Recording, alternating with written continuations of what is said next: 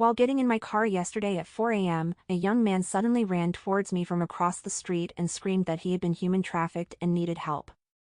Something very bizarre happened to me yesterday morning. After hanging out with a friend Friday night, we decided to wrap it up as it was getting late, so we went to the garage so I could drive him home.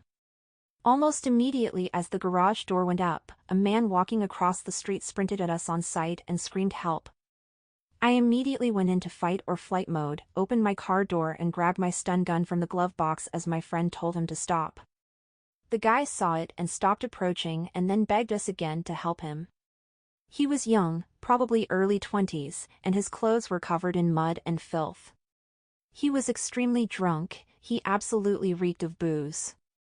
My friend asked him to calm down and explain himself, and he took a second to sit on the front step and catch his breath. He explained that he believed he had just escaped a human trafficking attempt. He was out drinking with his friends when he said he was jumped suddenly by several guys and thrown into a car. He said he passed out at that point and woke up later in a completely different car all alone. He exited the car, which he said was parked in front of some abandoned factory or something, and just started running. He claimed that as he was running, several men started to chase him and yell for him to come back, but he successfully escaped when he ran into a nearby wooded area. He said that as he hid in the woods for a while, the men continued screaming his name and asking where he was. He then left the woods and started walking down the highway, all the way out of the city into the suburbs. He said he had been walking for almost 5 hours. He told us his phone was dead and he had no money, so he asked if we could give him a ride home. We asked him where he lived and the address he gave was almost a 2-hour drive away. So we told him that we couldn't. Suddenly the guy became enraged, he started screaming curse words at the top of his lungs and stomping at the ground. Then he dropped to his knees and started bawling his eyes out. He kept repeating please over and over for a few seconds. I told him frankly that if he believes he escaped some sort of kidnapping attempt, that we should call the police. He had no interest, and just repeated that he wanted to go home and forget about all this. My friend told him we could call him an Uber to get him home, and he agreed. But he begged us to wait with him for the Uber in case the guys who were chasing him came back. Amazingly, we found an Uber willing to drive him all the way back to his home at 4 in the morning. We waited about 20 minutes for the Uber to arrive. The guy attempted to repeat his story for us while we waited, but at this point he couldn't stop crying. He said he thought he was going to die.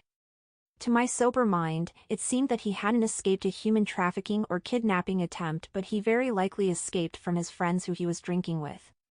I'm guessing the guys who jumped him were his friends and they were just putting their blackout drunk friend in the car. The different car he woke up in was probably just another friend's car, and they chased him after he got out because he was drunk and running off into the night and they didn't want him to get hurt. The kid still had his phone, keys, wallet and AirPods, so whoever he was jumped by had no interest in his valuables. I tried to explain my theory of his night's events to him, and again the guy suddenly became extremely enraged, like a switch was flipped. He screamed that he was positive that these men weren't his friends, that we weren't there and didn't see what he saw. I dropped it because the guy seemed unstable and I just wanted him gone so I could drive my friend home and go to sleep.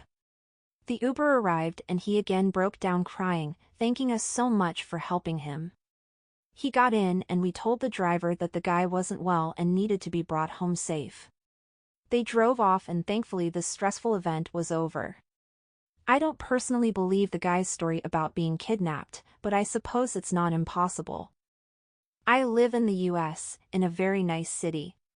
These kind of crimes can happen anywhere, but it still seems like an unlikely thing to happen in my area.